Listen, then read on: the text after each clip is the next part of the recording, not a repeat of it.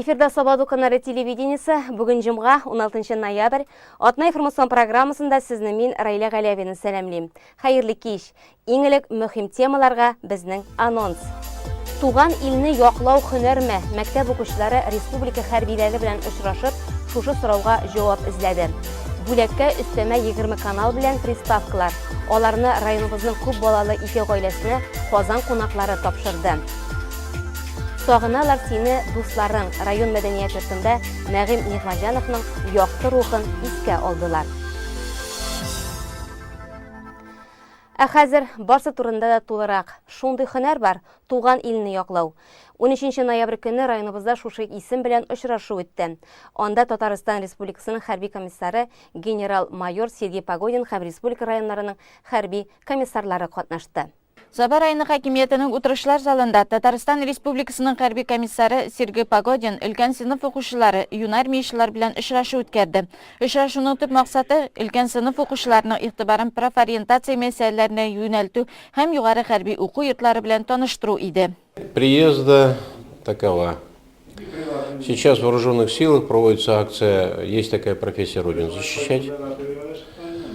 И во время проведения этой акции мной было принято решение проведения занятий по направлению поступления ребят в военное училище провести вот здесь, в Сабах, пока это Сабах. Здесь очень неплохо отработаны вопросы кадетского движения. Мы были в кадетской школе. И вот мы сегодня проводим занятия. Начали мы с военного комиссариата Сабинского Тюлечинского района. Там провели занятия, посмотрели, как работает военный комиссариат. Потом проехали в Шмурскую кадетскую школу, посмотрели, как обучаются ребята, в том числе по военно-патриотическому направлению. И сейчас у нас будет вот уже теоретическая часть, где я выступлю с лекцией о вооруженных силах Российской Федерации, о военных училищах, которые готовы открыть двери для наших ребят после окончания школы.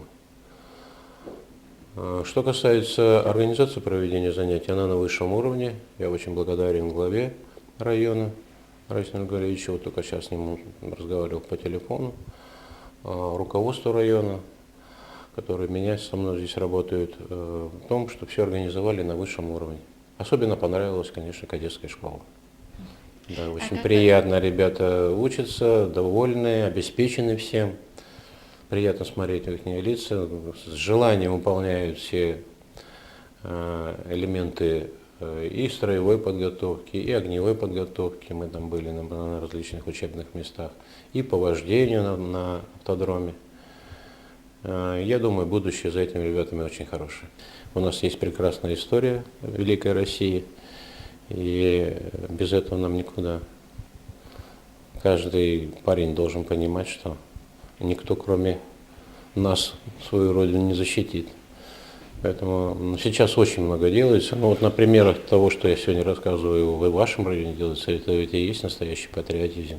Очрашуга килгән өлкән сыйныф укучылары хәрби һөнәрләрнең әһәмиятен югары бәялиләр. Араларында үзләрен хәрби хезмәткә багышларга җыенучылар да бар. Минем уйлавымча, хәзерге вакытта хәрби тормыш кирәк ул. Мин инде кичкенәдән үк шушы кружокка дип әйтәм, йөридем. Минем укытучым Хайриев Илнур Зуфарич кичкенәдән мине өйрәтте, төрле ярышларга барды. Мин үзем дә 11 класстан соң укып бетергәч, үземнең тормышымны шушы армия белән бәйлисем килә, офицер буласым килә. 11 класстан соң танковый училищега керергә дип планнар уйлап торам инде. Минем уйларым бар, бер инде военный якка китергә, ләкин күңел врачлыкка тарта. Минем өчен хәрби хезмәт бик кызык. Без ОБЖ дәресләрендә хәрби хезмәткә кагылышлы темалар үтәбез, практик эшләр эшлибез. Хәрби хезмәткә минем хөрмәт бик зур һәм шундый зур хөрмәт күбрәк ветераннарга, чөнки алар булмаса, минем уйлавымча, хәзер икенче сугышны без җиңмәсек. Шуларның ярдәмендә генә без җиңеп хәзер әйбәт яшибез. Очрашу барышында Татарстан Республикасының хәрби комиссары Сергей Погодин укучыларны хәрби һөнәрләр Россия армиясының төзелеше белән таныштырды. Шулай Казан югары танк училищесы һәм анда кабул итү кагыйдәләре турында да мәгълүмат бирелде. 10 ноябрьдә Россиядә эчке эшләр органнары хезмәткәрләре һөнәри бәйрәмнәрен билгеләп үтте. Халык куркынычсызлыгын, тыныч, рәхәт яшәешен тәэмин итүдә нәкъ менә эчке эшләр органнары хезмәткәрләре иң мөһим урыннарның берсен тота. Җәмгыятьтәге тынычлык беренче чиратта аларның эшчәнлеге белән бәйле. Бәйрәм көнендә район эчке эшләр бүлеге хезмәткәрләрен Саба муниципаль районы башлыгы Рәис Миннеханов та тәбрикләде. Гөлназ Вахитова хәбәренә күз салыйк. Бүгенге көндә район эчке эшләр бүлегендә 65 хезмәткәр бар. Үз эшен намус белән башкаручы Батыр Ират һәм хатын-кызларны котларга Саба муниципаль районы башлыгы Рәис Миннеханов, Саба район суд рәисе Дамир Сабиров, прокурор Зөфәр Абитов, җәмәгать совет рәисе Рөстәм Исмәгыйлев килгән иде. Һәрберсе үз котлавында полиция хезмәтенең мөһимлеген ассызыклады. Шулай халык белән бердәм матур итеп яшәргә язсын, гаилә бәхетләре булсын. Балаларыңыздың игелекләрен күреп, сезнең белән һәрвакыт нурланып яши торган булсын. Рәхмәт зур эшләрегез өчен. Мин инде чиратында сезне ихластан тәбрик итәм шушы бәйрәмегез белән. Бигрәк тә бу сезнең үзегезгә кагыла инде, һәм дә гаиләгезгә.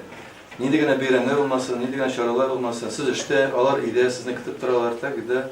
Шуңа күрә гаиләләрегез нык булсын, алар сезне көтеп торсыннар.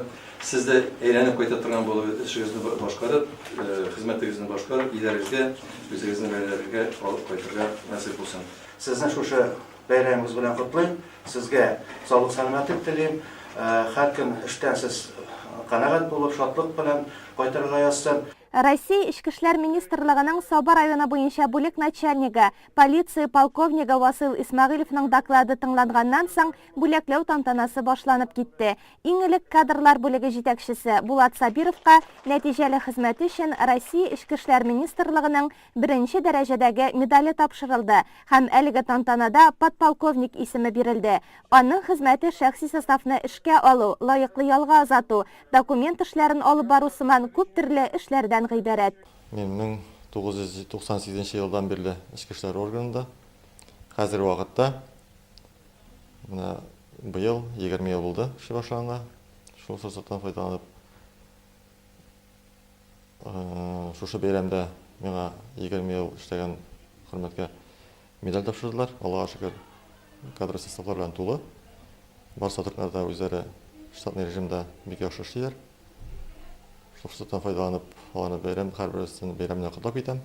Икенче дәрәҗәдәге медаль полиция капитаны Рүзәл Нотфуллинга һәм полициянең өлкән сержанты Айнур Садыйковка тапшырылды. Өченче дәрәҗәдәгесен полиция капитаны Марат Гатин һәм юстиция подполковнигы Айгел Хабибрахманова кабул итеп алды.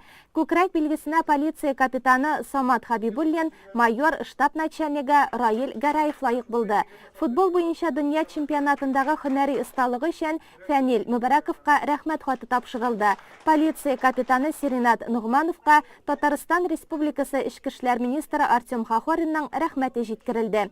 Тантанада тыл җитәкчесе Данил Фаттаховка подполковник, участок вәкаләтлесе Айгиз Сибгатовка өлкән лейтенант исеме бирелде. Узак еллар районның миграция бүлеге белән җитәкчелек иткән Дамир Шакирҗановка рәхмәт хаты тапшырылды. Россия Ичке эшләр министрлыгының Саба районы буенча бүлек начальнигы Васил Исмәгыйлев, Айнур Гафиятуллинның миграция бүлеге җитәкчесе, Дамир Гариповның оператив эшләр буенча полиция җитәкчесенең урынбасары булып билгеләнүе хакындагы приказны яңгыратты. Район башлыгының мактау грамотасы узак еллар намуслы эшләгәне өчен ЮХИДИ инспекторы, полиция капитаны Марат Гаязовка рәхмәт хаты участок вәкаләтлесе полиция капитаны Фәнил Хабибуллинга тапшырылды. 17 ноябрь Россия участок вәкаләтлеләре көне. Халыкның тынычлыгын саклау, хукукый аңлатмалар бирү, профилактик эшләр алып бару, тәртип бозучылар белән эшләү, булар барысы да алар җилкәсендә. Безнең районда барлыгы 12 участок вәкаләтлесе исәпләнә. Ичке эшләр бүлегендә мин үзем 2002 елны вазифаларга кириштем, укып чыгып, уку йортында. Бүгенге көндә без Саба ичке эшләр бүлегендә Тимершак авыл җирлеген һәм Симет авыл җирлегендә өлкән участка булып, бүгенге көндә эшләп киләбез. Бүгенге көндә мин хатыным бар. Мәктәптә рус теле литература укыта. Малай 5нче класста һәм кызым бар. Ралина. Ансәле безнең балалар бакчасында бүгенге көндә мәктәптә Тимершакта шунда тәрбия алып, шунда үсә. Тимыршык районда иң зур биләмәләрнең берсе. Шулай булуга да карамастан, биредә тәртип бозу очраклары сирәк очрый торган күренеш. Гомумән алганда инде безнең Соба районында бүгенге көндә тәртипкә килгәндә бөтенесе дә уңайлы дип әйтсәк була инде. Авыл җинаятьләр быел 2018 елына безнең теркәлмәде. Шуннан да без ял көннәрен үзебезне кызганмыйча суббота, воскресенье рейдлар оештырып, кеше белән, халык белән профилактика правонарушениене алып барабыз. Алар ялда, бәйрәм көннәрендә дә хезмәттә, җәмәгать эшләрендә катнашалар, спортта, төрле конкурсларда да сынатмыйлар. Шушы биеклекне югалтмый, намус белән эшләргә дигән максат белән яшиләр. Шушы көннәрдә Россия телерадио тапшырулар шелтәренең республика филиалы директоры Владимир Якимов Саба районына килде. Ул күп балалы Кашаповлар һәм Сәгыйтовлар гаиләләренә бушлай югары сыйфатлы приставкалар бүләк итте. Шулай итеп, аларның телевизорлары өстәмә 20 каналга байыды. Теманы Гөлшат Галиакбарова дәвам итә.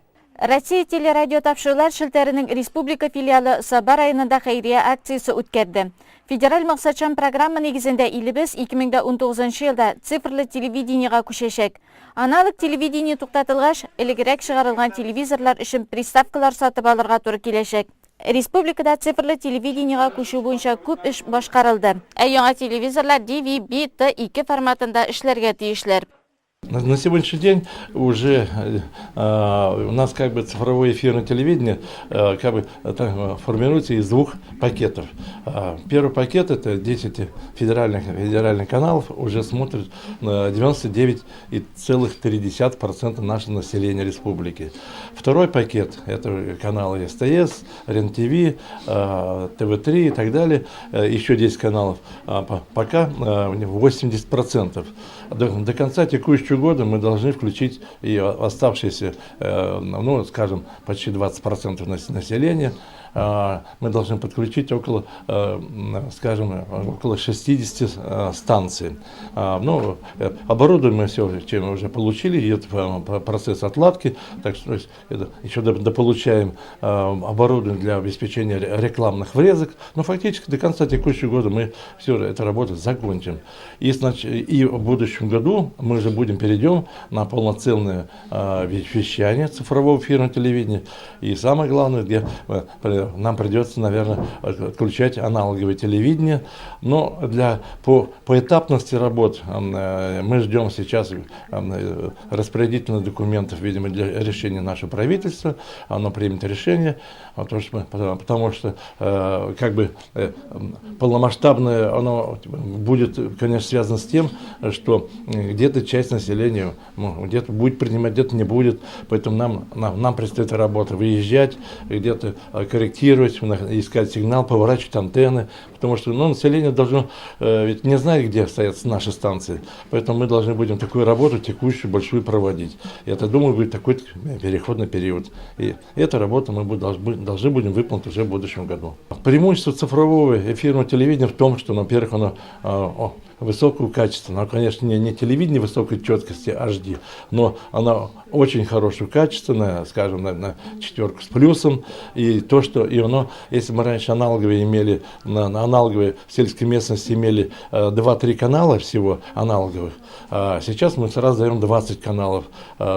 20 каналов свободного доступа, это значит бесплатные каналы. Здесь не требуется никаких там абонентских плат, и оно отличного качества. Акция барышында иң элек лесхоз бистәсендә яшәүче Кашаповлар гаиләсенә җайланма приставка тапшырылды һәм эшләтеп җибәрелде. Кашаповлар гаиләсендә 5 бала үсеп килә һәм һәркем телевизор карарга ярата. Бигрәк тә игезәкләр Сөмбел белән Юлдаш мультикларны көтеп алалар икән. Гаиләдәге һәркем үзенә тапшырылган бүләкләрне дә сөенеп кабул итте. Балалар булгач, яшь балалар булгач, литәт тоташтырдык. Онда инде күбрәк Карусель, Дисней, мульт карыйлар инде. Мультфильмнар инде. Ял көннәрендә инде мелодрама булгач, мелодрама карыйсы килә. Онда инде безгә мелодрама кирәк, миңа мультфильм кирәк дибез инде. Онда син шул компьютер булгач, Аллага шөкер, кайсы смартфоннан карый, кайсы нидән карый, компьютердан. Но инде монда ни биргәнгә инде без инде Аллага шөкер дибез. Ремонт баргач телевизор алып, бу телевизорны үзебез бүлмәгә күчереп, Мелодрама үз бүлмән теге балалар үзләре дә карар ди без инде. Мин телевизор карарга яратам, бигрәк тә мультиклар карарга яратам. Сәрдә авылында яшәүче 4 бала үстерүче Сәгыйтовлар гаиләсе дә кунакларны шатланып каршы алдылар. Россия телерадио тапшырулар шелтәренең республика филиалы җитәкчесе Владимир Якимов приставканы гаилә башлыгы Айнурга тапшырды. 4 балага да бүләкләр бирелде. Алга таба Сәгыйтовлар гаиләсе бушлай югары сыйфатлы 20 канал карый алачаклар. Телевизор карарга балалар бик яраталар. Мультфильмнар карарга яраталар. Буш вакытларында карыйлар, дәресләр әзерләп торгач. Бу приставканы куйгач, телевизорлар әйбәтләрәк күрсәтә. Сыйфаты бик яхшы икән, рәхмәт. Гомумән, цифрлы эфир телевидениесына күчү заман таләбе. Югары сыйфатлы һәм бушлай булуы аның төп өстенлеге. Авыл җирендә яшәүчеләр дә шәһәрдәге кебек сыйфатлы телепрограммалар караячаклар. Бүгенге көндә безнең районда цифровой телевидение безнең 20 канал күрсәтә. То есть безнең районда гына түгел, якын районнарда инде безнең тирәдәге якын 8 районда инде. Ну и республика буенча да инде бу безнең бөтен җирдә цифровой телевидение күрсәтә. Шуңа күрә безнең бундай программа республика буенча бар инде. Район башлыгы урынбасары Расих Закирҗанов әлеге акция өчен телерадио тапшырулар шелтәренең республика филиалы җитәкчесенә рәхмәт әйтте. Выражаем огромную благодарность, Владимир Николаевич, вам, в лице компании вашей, что вот такие акции вы проводите именно тем социальным слоям населения, которые испытывают острую необходимость в этих приемниках. И надеемся на наше дальнейшее сотрудничество с вами. Сагыналар сине дусларың. Район мәдәният йортында шушы исем белән бик тә җылы хисләр белән өрелгән кичә очрашу үтте. Ул моннан 18 ел элек бакыйлыкка күчкән райондашыбыз район гәҗитендә баш мөхәррир урынбасары булып эшләгән, мәдәният тормышында актив катнашкан Нәгыйм Нигъмәтҗановның якты истәлегенә багышланды. Тулырак Әлфия Мөбәрәкова сөйли. Нәгыйм Нигъмәтҗанов исеме районыбыз халкына яхшы ук таныш. Аның вафатына 18 ел вакыт узса да, дуслары күңелендә олы җанлы кеше буларак саклана ул. Нәгыйм Гаяз улы Кече Шыңар авылында туып үсә. Авыл клубында эшләгән вакытта аны байлар сабасына чакырып алалар һәм район мәдәният йортына директор итеп билгелиләр. Радио тапшырулар бүлеген җитәкли ул, ә соңрак район газетасында баш мөхәррир урынбасары булып хезмәт итә. Шушы көннәрдә Саба район мәдәният йортында Нәгыйм Нигъмәтҗановны искә алу кичәсе булып узды. Тамаша залына аны хөрмәт итүчеләр, үз заманында аралашып яшәгән дуслары, мәдәният хезмәткәрләре һәм район газетасы коллективы килгән иде. Кичә бер тында үтә тыйнак һәм күп истәлекләргә үрелеп барды. Нәгыйм абый белән бергә иңгә иң куеп эшләгән КПСС район комитетының пропаганда бүлеге мөдире Госман Гарипов, район хакимиятендә социаль мәсьәләләр буенча урынбасар булып хезмәт иткән Нурислам Насыбуллиннар аның турында җылы хатирәләр белән уртаклаштылар. Шушы 20 ел эшләгән вакытта аның мәкаләләре кешегә җанына керә торган, кешегә якын килә торган һәм дөрес фактлар белән языла торган мәкаләләр иде. Ул булдырды, эшләде һәм без аңа бик рәхмәтле идек. Билгеле, менә әйтеп киттек, ул безнең районның Кыш бабайы, Алла бергә эшләделәр. Яңа елны бик каршыладылар. Алар дөрестән дә матур иттереп, әзерләнеп, чыгыш ясыйлар иде. Һәм барлык клубка килгән халык аларның чыгышларыннан канәгать булып, кайтып рәхмәтен әйтеп кайтып китәләр иде. Нәгыйм Нигъмәтҗанов безнең арабыздан бик иртә, нибары 53 яшендә китеп барды. Район газетасын үз югарылыгына күтәрүдә күләмле, кызыклы, гыйбрәтле мәкаләләре белән укучылар күңеленә кереп калды ул. Искә алу кичәсенә дә Саба таңнары газетасы редакциясе коллективы бердәм килгән иде. Алар күбесе Нәгыйм абый белән бәйле хатирәләрне сөйләп, тамаша залында утыручыларны елатты да, көлдерде дә. Нәгыйм абый булай карап торышка кырыс кыяфәтле булып тоелса да, ул бик жыр телле, күңелле кеше. Аның ул ничектер ул сәхнәне яратты, ул сәхнәдә яшәде. Безгә менә һәрбер образны күрсәткәндә дә ул кечкенә малай булсынмы, яшь кыз булсынмы, олы карт булсынмы, шуны чын күңелдән уйнап күрсәтә иде. Безнең бәләкәй генә уңышларга да сөенә иде. Оста журналист булуы өстенә ул чын мәдәният хезмәткәре, режиссер, бәрхет тавышлы диктор, үлемсез Кыш бабайы да иде. Мин мәдәният институтын тамамлаган кеше. Мин инде бөек дирижерлар, Рахлин, Кудусовлар кул булуына җырлаган кеше. Ә мин беренче тапкыр шунда кайткач чын режиссерны күрдем. Мин дә авылда спектакльләр уйнаган бар иде. Спектакльләр. Анда бит инде режиссер юк шунда. Шахсында сүзне өйрәнсәң уйныйсың бит үзеңчә. Шундай. Мин монда режиссерны күрдем. Һәм режиссерның кем икәнен аңладым. Режиссерның нинди булырга тиеш икәнен белдем. Режиссер ул чын талантлы, чын акыллы кеше булырга тиеш икән. Менә Нәгыйм чын акыллы, чын талантлы иде, дуслар.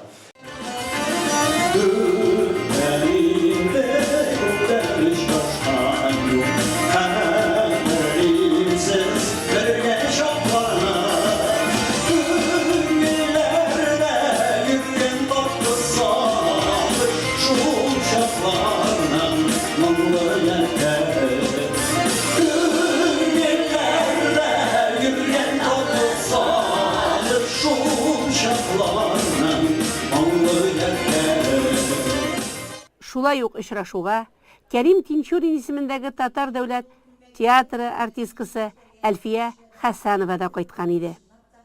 Яшьлекләрендә агитбригадаларда бергә катнашып йөргән дуслары Шикшедән Фирдәүсә Нәзирова, Яблаштаудан Ринат Шамиловларның җырлауларын тамашачылар җылы кабул иттеләр.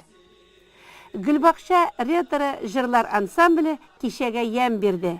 Нәгыйм абый яратып җырлый торган җырны башкардылар.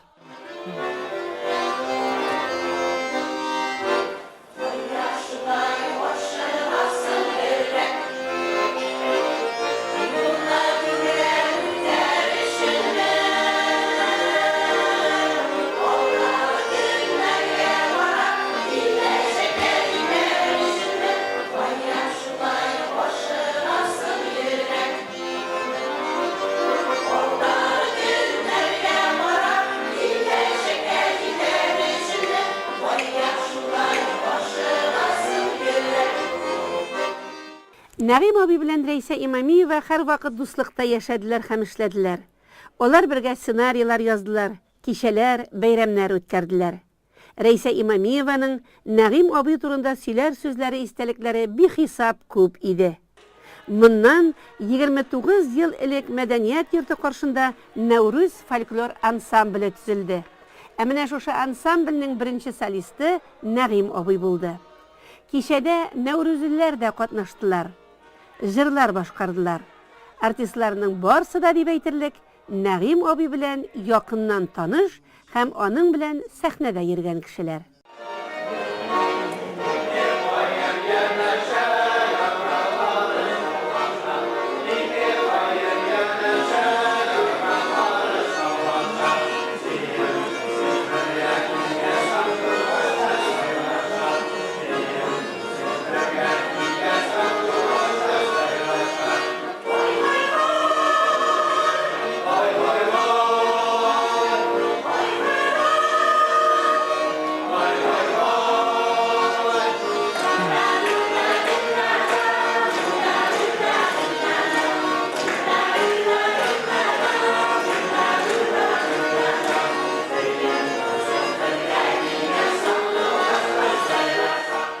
Нәгыйм абый тормышны яратучы, гаиләсен, туганнарын зурлап яшәүче иде.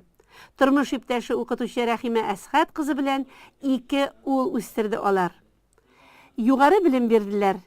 Сәхнәгә күтәрелгән туганнары да Нәгыйм абыйны сагынып, күңелләрендә гел аны көтеп яшәүләрен яшермәделәр. Ярап калдың үткән көннәрдә, онытты дип мине тиргәмә. Йөрәгемдә саклыйм үзеңне, үзем белән йөрткән гел сине. Кичер мине, нечкә хисләреңә, ялгыш кына кагылсам, бәхетле булам кебек мин, төштә генә булса да, сине күреп уятсам.